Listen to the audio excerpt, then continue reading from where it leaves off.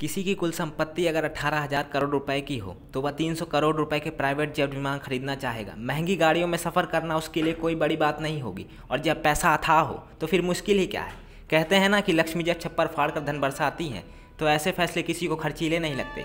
शायद इसीलिए एक खरबपति के लिए जेट विमान खरीदना ऐसा ही है जैसे किसी मैनेजर के लिए मारुति कार खरीदना। लेकिन आज हम बात कर रहे हैं software development company Zoho corporation के फाउंडर और सीईओ श्रीधर वेम्बू की। श्रीधर वेम्बू ने अपना सफ़र साधारण व्यक्ति के रूप में शुरू किया और आज उन्होंने सैकड़ों मिलियन डॉलर की कंपनी खड़ी कर ली है। तमिलनाडु के मध्यवर्गीय परिवार से पले बड़े श्रीधर के पिता हाई कोर्ट में स्टेनोग्राफर थे। श्रीधर ने अपनी स्कूली शिक्षा सरकारी सहायता प्राप्त स्कूल से पूरी की। आईआईटी मद्रास ने उन्होंने उच्च शिक्षा हासिल की। उसके बाद उन्होंने 1989 में प्रिंसटन यूनिवर्सिटी से इलेक्ट्रिकल इंजीनियर में पीएचडी कंप्लीट की। इस दौरान उन्होंने उनकी पॉलिटिकल साइंस और इकोनॉमिक्स में गहरी दिलचस्पी होने के कारण नई किताबें पढ़ी, जापान, सिंगापुर और ताइवान जैसे बाज़ारों की सफलता के बारे में अध्ययन किया और समझा कि वे कैसे इतनी अच्छी तरह से विकसित हुए। इस दौरान उन्होंने महसूस किया कि इंडिया में सोशलिज्म हमारी प्रॉब्लम है और इस स्थिति को ठीक करने की आवश्यकता है। वर्ष 1994 में उन्होंने सैन डिएगो स्थित क्वालकॉम में नौकरी शुरू की। यहाँ 2 साल काम करने के बाद उन्होंने जॉब छोड़ दी और वापस भारत आ गए। इसीलिए उन्होंने वर्ष 1996 में एक छोटे से अपार्टमेंट में टोनी थॉमसन के साथ मिलकर सॉफ्टवेयर वेंचर एडवेंट नेट शुरू किया। 2009 में कंपनी का नाम बदलकर जोहो रख दिया। वह अपने इस उद्यम को ऊंचाइयों पर ले जाना चाहते थे। हालांकि इस दौरान उन्हें उतार चढ़ाव के दौर से भी गुजरना पड़ा, लेकिन वह विचलित नहीं हुए।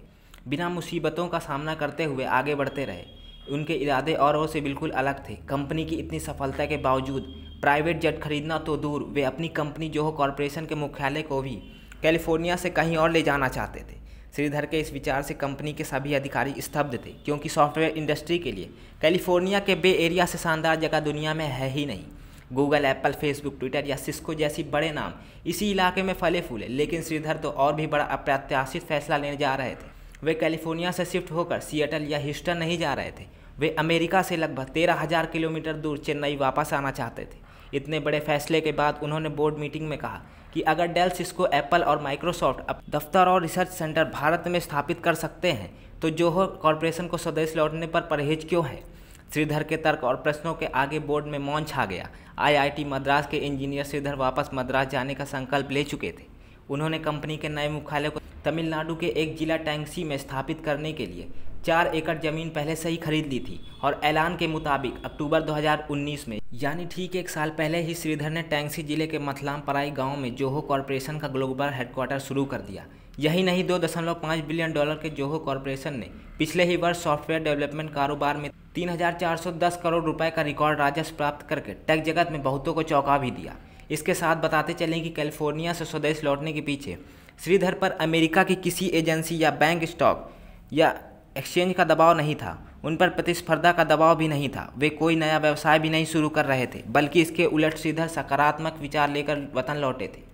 उनके द्वारा फोर्स मैगजीन में दिए गए इंटरव्यू में श्रीधर बताते हैं कि टेक्नोलॉजी को अगर ग्रामीण इलाकों से जोड़ा जाए तो गांव में पलायन रोका जा सकता है।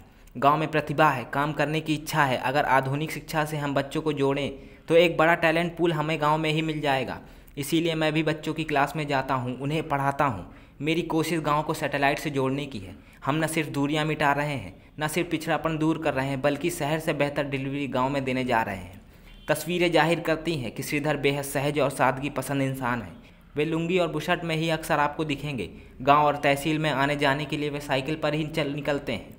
उनकी बातचीत से, हाव भाव से ये आभासी नहीं होता कि श्रीधर एक खरबपति सॉफ्टवेयर उद्योगपति हैं। श्रीधर जैसे अनेक ध्रुव तारे आज देश को आलोकित कर रहे हैं, पर इन तारों की चमक समाज को चौंधियाती नहीं। उनके कर्म न्यूज़ चैनलों की सुर्खियों को रोशन नहीं करते, और आजकल जिन्हें सुबह शाम रोशन किया जा रहा है, वे अंधेरे के सिवा आपको कुछ नहीं दे सकते। कनक टाइम्स परिवार आपसे आग्रह करता है कि अगर आप अपने और इस देश के बच्चों का भविष्य बदलना चाहते हैं तो कुछ देर के लिए न्यूज़ चैनल बंद कीजिए और अपने आसपास, अपने गाँव, देश में श्रीधर ढूंढिए।